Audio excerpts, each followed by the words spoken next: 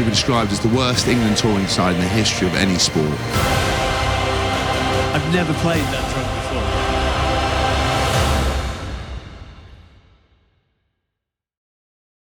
Hi everyone, I'm Jace Haskell and welcome to the Petit Pod, brought to you by our good friends at Continental Tyres. We're in Marseille, we couldn't be more excited. The England team is out, he's pumped. Do you want to know it? Because you don't know it yet. The team is number 1, Genji, number 2, George, number 3, Cole, number 4, Itoje, number 5, Chesham, number 6, Laws, number 7, Curry, number 8, Earl, 9, Mitchell, 10, Farrell. Ooh. Stop the press. What? You heard that right. Everyone thought it was going to begin with an F, but it was a different F. It was Farrell. And then we've got 11 May, 12 Manu, 13 Marchant, 14 Daly, 15 Smith. Smith. You thought I was going to say Stewart, but I said Smith. We've got tricky names here. There's S's and F's. S and F's, they'll get you. Shockers. 16 Dan, 17 Marler, 18 Sinclair, 9 Martin, 20 Vanapola, 21 Kerr, 22 Ford, 23 Lawrence. Right, I'm excited. I'm lost for words. Tins, what's your reaction about the team? Let's jump into the bigger ones. Now, do you go the biggest one, it begins with an F, or the biggest one begins with an S? Wow. I think the biggest one for England in terms of the way that they're going to play and hopefully approach is the S. Yes. I think Smith at fullback. I'm slightly confused by the fact of why, if you're going to play him in this game, you didn't play him in the last game against Samoa to sort of, after his performance against Chile, to sort of ramp it up and step you said it it up. was you said if you're going to play him against Chile, it was fine, but then to give him a next game to see whether he could Next cope. level up. Next level up, and then we go another level up this week. Yeah, and so it's a bit bamboozling on that one, but Bamboozling. I Michael, think excellent use of vocabulary. Thank you. I think it's the right choice. We know what Freddie Stewart offers the party, and we know if we play South Africa at some point, you probably have to have Freddie Stewart at fullback. But I think the freedom that Marcus brings hopefully will then free up other players. It's great to see Elliot Daly back on the other wing. I think we need his left foot. Obviously, we're into knockout rugby now, so you need the cannon if you need to from 55, 60 off the tee. Also, his just general footballing ability. I was actually watching the Premiership doco about the finals, the semi-finals and finals that Amazon have done, and him coming back into that team off not playing much in the final and scoring, and it just shows how useful he is as a player. Did you just ask you about this? So if I'm Steve Borthwick, what's your thinking behind putting Marcus Smith, who plays 99% of his rugby, at 10, at 15? Why is he trying to do that? Look, I think it shows that. And this is not having to go at Fiji in any way, but I think the kicking threat in terms of high balls and the aerial bombardment that you would get from, say, a South Africa or a Wales or whatever isn't going to be the same, and he's going to have a bit more time to assess and be a bit looser and play what's in front of him. And when he has sat in that role, he looks fantastic. He's got genuine out and out gas. You remember that chip over and then just to smoke the guy, get there for the try.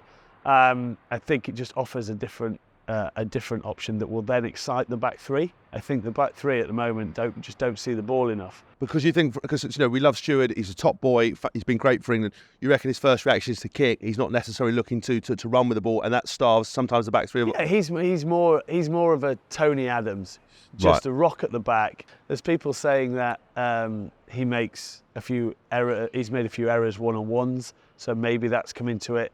But I think what Marcus will do better is he's more of a Roberto Carlos. Fine. And he'll come in and offer firepower from everywhere. Do you think, just on that front, so obviously everyone's talked about this England team, and we're going to come on to 10 in a minute, the frustrations about they've not been playing very sexy rugby, they kick a lot. Do you think this Marcus Smith selection at 15 will almost appease the fans? Because he hasn't changed Farrell, who we're going to come on to, he's put him to 10. Do you think that Marcus could spark a rejuvenation attack? Are we going to see the razzmatazz rugby because he's now at fullback? Yeah, look, I think look, the problem is, if they win, it'll be appeasement. If they lose, it'll be why have you changed it all again? This is the problem at the moment with the team, is the consistency in knowing what our best team is going forward, and we're trying to find that out in the middle of a World Cup, which we shouldn't be doing. That's basically the main sort of criticism Yeah, level. that is Why the are we main still trying to find a team? And that's the main criticism from ex-professionals all around the world who talk about this England team. You know, we did it with Shane Horgan. He's like, you just can't be doing this in a Rugby World Cup. Because you look at Ireland, got number of caps, less than the England team's got, I think. I'm just making that up, but I assume it is. But they've got a much more settled team, and they're playing more consistent rugby. Yeah, So and their team and France, they haven't changed for the last couple of years, really. They've had it. Now, that's going to be the problem. But also, that falls into how are we trying to play the game. Yeah. You know, everyone talks about forwards, Farrell forward, whether it was Manu or how are you going to set up that midfield. It doesn't matter. You know, we've talked about how good the win percentage is of Ford and Farrell, but if you're trying to play not that entertaining rugby, it's going to look crap anyway. Yeah. Whereas if you go back to 2016, 2017, when they had Ford, Farrell and Joseph, we were scoring tries with it all over the place. Yeah. So we know that the Ford-Farrell link can work. It's just about how you play. Alex Mitchell is there to play fast rugby. At the moment, he hasn't been playing that.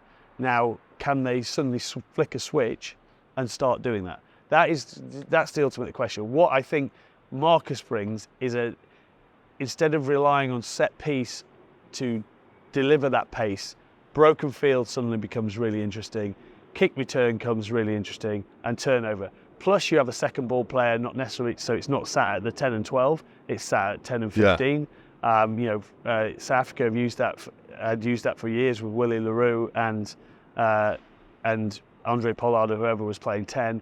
So can we then bring that in, him shooting down short sides, everything like that. So I think it offers a lot more in terms of what you can do in attack. Plus, I think Marchand's been great when he's played 13. Manu showed glimpses of getting into the game. Because he made his most yards out of any game last time. And that was probably mainly done in the first 25 minutes. We need to get full 80 of that against their centres, whether it be Tuisova, Semi, whoever they put in there. It's interesting as well because I thought how good Ollie Lawrence was when he came on. I think Manu can bin himself for 55 minutes, and then swap out Ollie Lawrence because you've got light for light, really.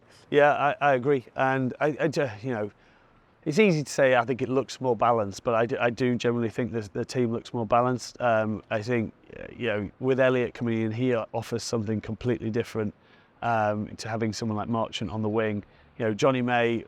They've got to get him the ball to give him those opportunities. Obviously, against Fiji in the warm-up game, he stood his man up, went round him, score. I would imagine that being one of the first plays they go to off a left-handed set piece is they'll give him the same option, the same opportunity, and hopefully he can do the same thing.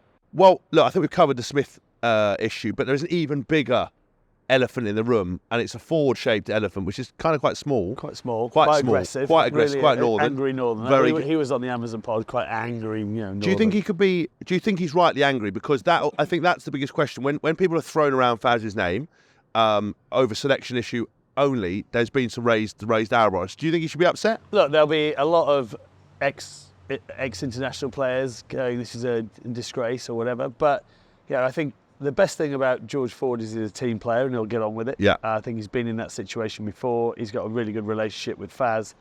Look, you're in a World Cup, coming from someone who got dropped for a semi-final of a World Cup. You're fucked off about it, but you can't dwell on it. You got dropped and met your future wife. Now, Fordy's unfortunately already married. I don't think there's a lot of free princesses in France. Silver linings in everything. So I think he'll understand. He'll be pissed off for the start, and then all you can do is rally around the lads and know that when he gets on, because he'll probably get on, he's got to make a difference. Yeah. So, and depending on how that game goes, he's got to be ready and flexible enough for whatever the game needs. And his game management against Argentina was fantastic. You would want to bring someone like him on to steer the ship. Yeah, I think. And they can always flip back to the Ford Farrell if they feel that they need to get a bit more control about it. But it all comes down to how they want to play, and I think with the back line that they're up against, they know they need physicality. Yeah. So they know they want people who can make frontline tackles, which Marchant's always been good at. Obviously Manu can do, and obviously Faz can do. Yeah, because Faz actually we pulled a stat out the other day. He makes the most tackle attempts as a number 10 in World Rugby, and certainly he has out the last 15 games. I think it's like 83%, something like that. And I think then with Elliott coming in, that's another thing. Someone who's so used to defending in that position on the wing or at fullback, which you'll probably have to cover. So I think it's having that comfort blanket of having that guy who knows that role. So yeah, look, obviously he's going to be disappointed, and would I say that Ford's probably a better attacking 10 at the moment? Then yeah, possibly, but it all goes back to how you're going to play. This is all I'll keep it back to. We've got world-class player. Farrell is a world-class player. You can shoot him down if you want to, and he's been wrongly abused so much in this tournament, and a lot of people's perceptions of how or what England think is the best lineup has then taken a personal vendetta against him. He's got 100 caps for his country. He's an incredible player. It's about how the intent of going to play is, and if England get that right, then it'll be fine. Well, listen, you've heard from me and Mike. Do you agree? Are we talking rubbish? Please comment. We're not really bothered about what you've got to say, but we want you to say it because it's important for you to get it off your chest. Smith at fullback, Farrell at 10, all to play for. Will they win? Yes, they will win. Excellent. Now it's time to reveal Mystic Mike's predictions in partnership with our good friends from City Index, global provider of spread betting and CFD trading. Hold on a second. We're back. And it burns. It burns. It burns. Oh, we're both now, for those listening. I balanced it out with a hat just to try and we'll just get the nausea out of me. Just explain to the listeners at home who aren't looking at the video, we're both wearing Welsh shirts because the last time we were back together, this is the last time we've been back together since we said that Australia were going to beat Wales. And God, did we get some criticism. God, the Welshies are absolutely attacking us just to show that we love you guys, and we have backed you this week, haven't we? Yeah, Argentina by 20. No, I'm joking. We're joking. I'm joking. We love the Welsh. Kiss the badge. Yeah. I could have played for Wales. And Ireland, actually, and a bit of Scotland. You can't You're done. do that. Oh, yeah. You can't. I kissed the bat. He's gone. When I would listen, Tins has walked off. Now I'm back again. This weekend we have 4 quarterfinals: Wales versus Argentina, Ireland versus New Zealand, England versus Fiji, and France versus South Africa. Who's getting your backing and why, Michael? I wrote this a little while ago, and now I'm looking at it going, God, that's a bit punchy. Look, I think Wales are going to be too good for Argentina. I think Wales by 8. Then for the Ireland game, I've gone Ireland by 7, which is punchy. But I think nowadays it's always going to be a try or something. So yeah, Ireland by 7. But that is the one I'm most worried about for Ireland. But anyway, England, I think Fiji are looking a little bit fatigued. They're obviously underdogs again. They didn't play the favourite tags very well in the last 2 games. So whether being back to being an underdog is going to suit them and they're going to throw the kitchen sink at it again. But my question is how much is left in the well. But I think because they've emotionally done something for the first time ever and beaten England at Twickenham in the way they did, I wouldn't be surprised if they don't pull something out, because when you've got a team with that level of X factor, I would not rule against them. But we obviously want England to win. But now I just think England's experience in that environment. This feels kind of quite nice, this red shirt, doesn't it? I feel a bit jazzy. I feel like I can suddenly sing. No? Because all Welsh people can sing, just big gangs of men just singing in perfect harmony. No?